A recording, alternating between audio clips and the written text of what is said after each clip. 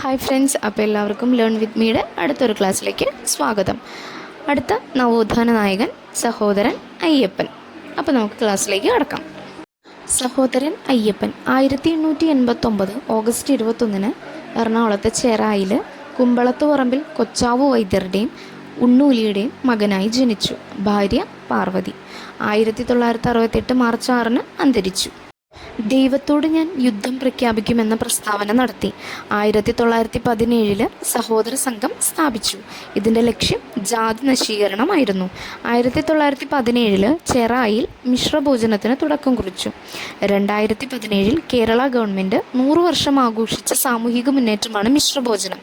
ഈ മിശ്രഭോജനം നടത്തിയതിനു ശേഷം ഇദ്ദേഹത്തിനെ യാഥാസ്ഥിതികർ വിളിച്ചിരുന്നത് പുലയൻ അയ്യപ്പൻ എന്നായിരുന്നു. കൊച്ചി ലെജിസ്ലേറ്റീവ് അസംബ്ലിയിലേക്ക് ഇദ്ദേഹം തിരഞ്ഞെടുക്കപ്പെട്ടത് 1928 1938 സോഷ്യലിസ്റ്റ് പാർട്ടിക്ക് രൂപം കൊടുത്തു. കൊച്ചി മന്ത്രിസഭയിലും തിരുക്കൊച്ചി മന്ത്രിസഭയിലും അംഗമായിരുന്ന നവോത്ഥാന നായകനായിരുന്നു. ഇദ്ദേഹം മട്ടാഞ്ചേരിയിൽ നിന്നും ആരംഭിച്ച മാസികയാണ് സഹോദരൻ അയ്യപ്പൻ. ഇതിലെ പ്രഥമ വാക്യം മനുഷ്യരെല്ലാം സഹോദരരാകുന്നു. 1928 ഇദ്ദേഹം യുക്തിവാദി മാസിക ആരംഭിച്ചു. ഇതിൻ്റെ സ്ഥാപക എഡിറ്റർ സഹോദരൻ അയ്യപ്പൻ അദ്ദേഹം തന്നെയായിരുന്നു.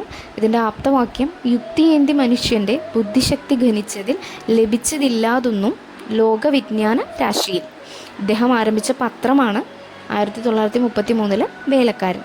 ഡെയിലി വർക്കർ എന്ന ബ്രിട്ടീഷ് പത്രത്തിൻ്റെ മാതൃകയിലാണ് ഇതിൻ്റെ പ്രസിദ്ധീകരണം ആരംഭിച്ചത്. കൊച്ചി രാജ്യത്ത് പ്രായപൂർത്തി വോട്ടവകാശം നേടിയെടുക്കാൻ ശക്തമായി ഇദ്ദേഹം പ്രവർത്തിച്ചു. കൊച്ചിയിലും തിരുവിതാംകൂറിലും തീയന്മാർക്കിടയിൽ നിലനിന്നിരുന്ന മരുമക്കത്തായം മാറ്റി സ്ത്രീകൾക്കും പുരുഷന്മാർക്കും സ്വത്തിൽ തുല്യ അവകാശം നൽകുന്നതിനുള്ള ബില്ല് നിയമസഭയിൽ അവതരിപ്പിച്ച് നിയമമാക്കിയ നവോത്ഥാന നായകനായിരുന്നു ഇദ്ദേഹം.